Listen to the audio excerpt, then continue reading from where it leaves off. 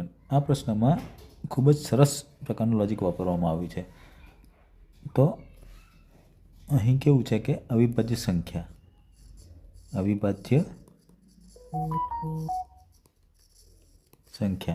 તો અવિભાજ્ય સંખ્યાઓ કઈ કઈ હોય છે?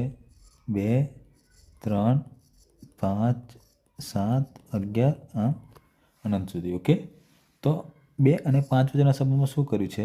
તો 2 આ 2 છે, 2 પછીની સંખ્યા કઈ છે? 3। તો 2માં કેટલા એડ કર્યા છે? અવિભાજ્ય સંખ્યા 3।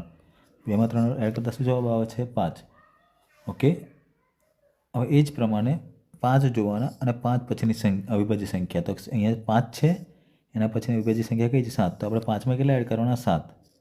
તો 5 + 7 એડ કરીશું તો કેટલા થશે? 12। ઓકે, તો આપણને આવશે ઓપ્શન નંબર એ। આમાં અવિભાજ્ય સંખ્યાનું લોજિક વાપરવામાં આવ્યું છે।